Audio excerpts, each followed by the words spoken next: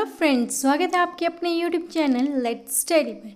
तो फ्रेंड्स, हमने HP TET के लिए साइकोलॉजी सेक्शन के लिए एक सीरीज स्टार्ट की है जिसमें हम डिटेल सिलेबस को कवर कर रहे हैं। तो चलिए आज हम उसी का चैप्टर 6 को डिस्कस करेंगे जिसमें हम कोलबर्ग की थ्योरी ऑफ मॉरल डेवलपमेंट को स्टडी करेंगे। तो सबसे पहले हमें मॉरल डेवलपमेंट के बारे में पता होना चाहिए कि मॉरल डेवलपमेंट है क्या। मॉरल डेवलपमेंट यानी कि नैतिक विकास है क्या। बच्चे के विकास में मॉरल डेवलपमेंट एक अहम रोल प्ले करता है। Moral development is one of the important phase of the development, means learning the moral values, social values which include the lessons about honesty, kindness, charity and the obedience. Moral development यानी कि अपने अंदर moral values को inculcate करना, यानी कि ईमानदारी, honesty, kindness, charity, obedience के जरिए अपने व्यवहार में, अपने behavior में बदलाव लाके समाज यानी कि सोसाइटी में एक अच्छा नागरिक बन सके। That is moral development. The moral development is every parents concern because parents will have the responsibility to teach child to distinguish between what is wrong and what is right and then behave accordingly। अगर आसान शब्दों में देखा जाए moral development का meaning, तो easy language में moral development का मतलब है बच्चा सही और गलत में फ़र्क करना समझ पाए, उसे अच्छे और बुरे की परख हो सके। और हर एक पेरेंट्स की ड्यूटी होती है कि वे अपने बच्चों के अंदर भाईचारा, ईमानदारी, लॉयल्टी की फीलिंग्स को डेवलप कर सके और उन्हें अच्छे और बुरे में फ़र्क करना सिखा सके। तो चलिए अब हम पढ़ेंगे Kohlberg theory of moral development, यानी कि कोहलबर्ग का नैतिक विकास का सिद्धांत।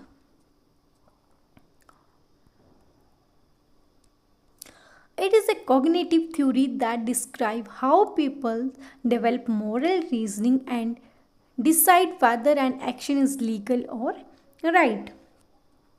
यानी कि ये एक संज्ञानात्मक सिद्धांत है, ये कॉग्निटिव प्रिंसिपल है जो हमें ये बताता है कि लोग मोरल रीजनिंग अपने अंदर कैसे डेवलप करते हैं और ये निर्णय कैसे लेते हैं कि क्या सही है और क्या गलत है। This theory is based upon the 6 stages that are organized into the 3 levels. Kohlberg ने 3 लेवल्स दिए हैं।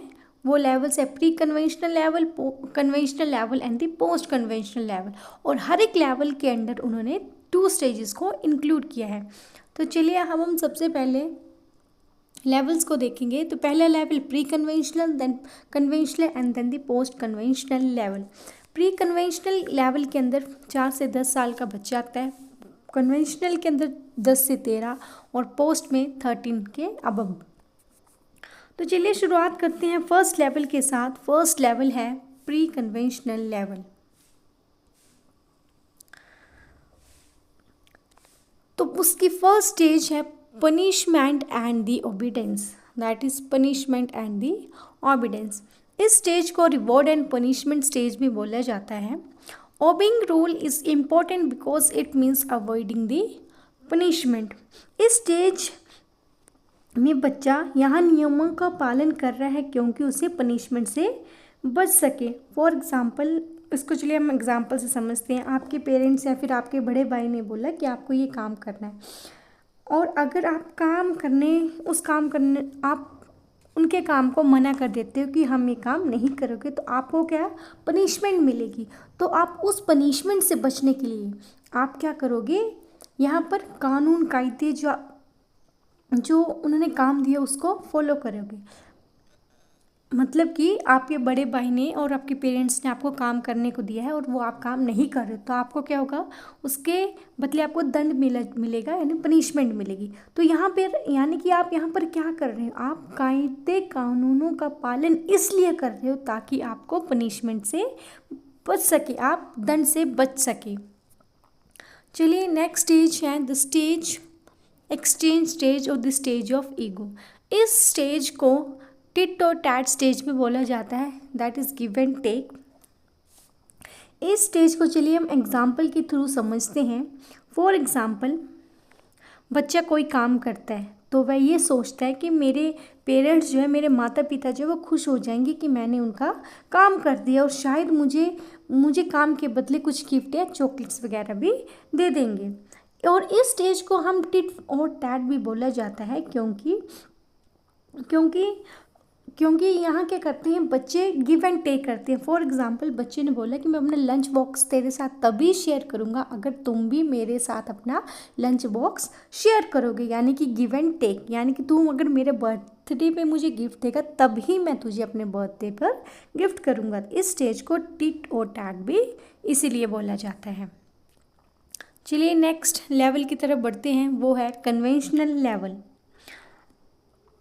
तो कन्वेंशनल लेवल में लोग नैतिक सामाजिक परंपराओं द्वारा निर्धारित होती हैं। लोगों की जो मॉरल जो क्वालिटीज़ हैं, जो नैतिक सामाजिक परंपरा निर्धारित होती हैं। जैसे कि इस स्टेज के अंदर इस लेवल के अंदर आती हैं 2 स्टेजेस। थर्ड स्टेज है गुड बॉय और द गुड गर्ल स्टेज। इस स्टेज को स्टेज ऑफ एप्रिसिएशन में बोला जाता है। This stage is also known as stage of appreciation. Next point है the child tries to live up to the expectations of other and to seek their approval. तो इस stage में बच्चा दूसरों की उम्मीदों पर खरा उतरने और उनकी स्वीकृति पाने की कोशिश करता है, ठीक है।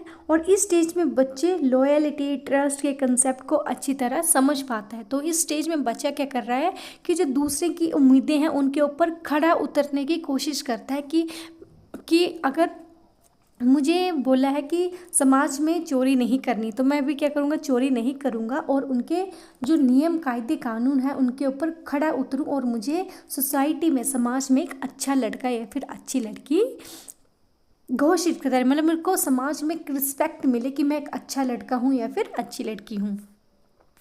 चलिए, तो नेक्स्ट स्टेज है, fourth stage is the stage of law and order. इस स्टेज को मेंटेनिंग द सोशल ऑर्डर्स भी बोला जाता है।